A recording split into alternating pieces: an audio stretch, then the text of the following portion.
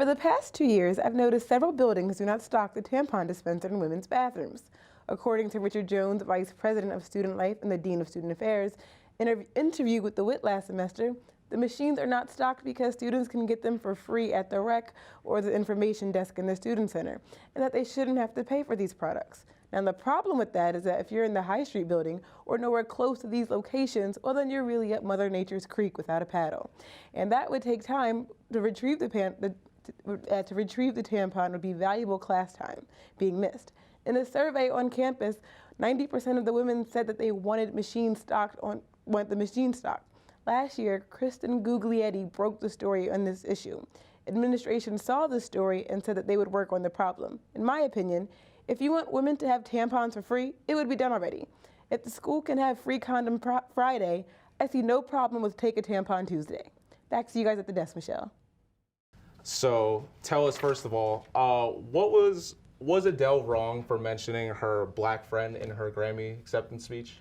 No, I don't believe Adele was wrong for mentioning her black friends in her Grammy speech, because she was talking about lemonade, and the thing with lemonade was it wasn't for popular mainstream consumption, so it wasn't for necessarily white people, and it was for the people who it was for, which is black people.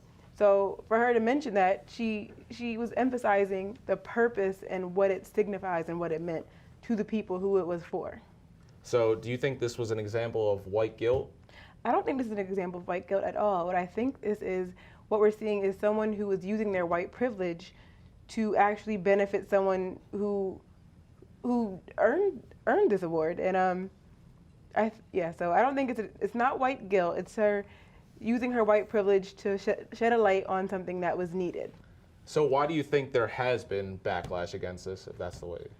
I think there has been backlash on both sides, because I think sometimes people don't understand necessarily, and I think sometimes people kind of may look for something to be upset about, but I don't think Adele did anything wrong. I think she used her platform in a way that she needed to. I think she gave credit to where it was due, because, I mean, there has been history of the Grammys slighting marginalized people, black people, numerous of times on numerous occasions. I mean, there have been over 200 black performers, but yet only, 2 black performers who have won Grammys for Album of the Year? So she did a good thing. She did the right thing. So do you have any problem with what Adele said? I don't have a problem in that aspect of what she said. She did make a comment, and she probably meant it half-heartedly, where she mentioned that she wanted Beyonce to be her mommy. And the problem with that is that when you have someone as iconic as Beyonce and you reduce her to the mommy or the mammy character, it's degrading, because she's more than that. And we have come, as black women, more than just these stereotypes and these labels, and we have transcended that.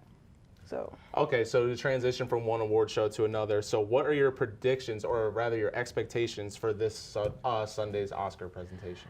Well, last year was Oscars so white. I mean, we see that there is definitely more nominees. I think Fences has been nominated. Yes. Hidden Figures. So I'm actually hoping to see maybe Taraji or Viola take the gold or something, because it would be thrilling just to see some of that diversity at the Oscars this year. Here with me is Naisha White. She is the president of Mu Sigma Epsilon, and she'll be talking about Greek life. Hi, Naisha. How are you today? I'm doing wonderful. How are you? I'm well.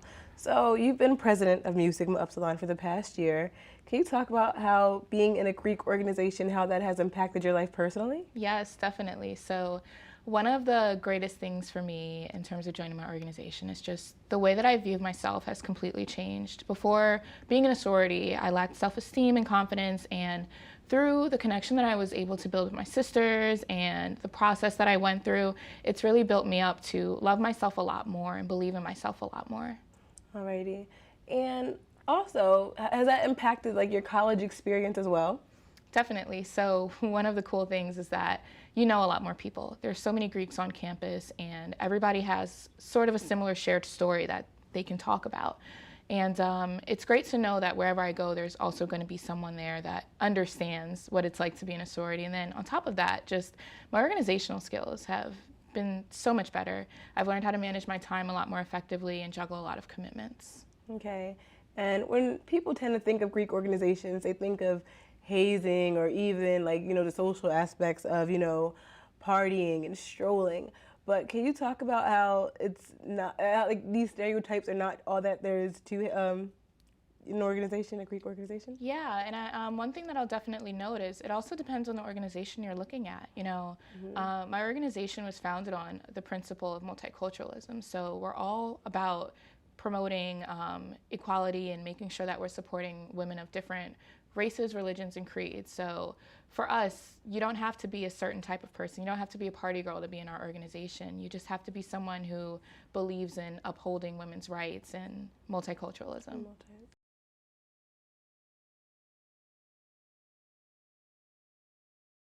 Early birds don't always catch the worm in this case. While most Rowan University upperclassmen enjoy the modern updates of their housing, freshmen must cope with the lead-contaminated water in older buildings, such as Mimosa, Triad, and Chestnut Hall. The school paper The Wit was the first to cover the story after following up on a Rowan announcer. It's funny because it's just been my first story as news editor, and I just jumped right in that night that we found out, and we got that article out in about an hour. The turnaround was incredible. Students began to view this problem as an annoyance. Really, I was just like, okay, there's lead in the water. It's kind of hard sometimes because like you have to use like water, and like you can't like go to like brush your teeth without like worrying about like if you're gonna get sick or not. Well, if they say the water's bad, that means I can't like brush my teeth, and you're supposed to brush your teeth like every time you eat, that. And then for like say like simple stuff, you're in your room, you need the noodles and stuff, you need to pour the water in there, and then water to drink. So I would say probably like two maybe 3 cases, being generous, but probably 2 cases will be enough. Residents here at Rowan University have been receiving bottles of water as university officials continue working on the lead water contamination issue. Officials plan on fixing the faulty pipes once the students vacate the premises in December for their winter break.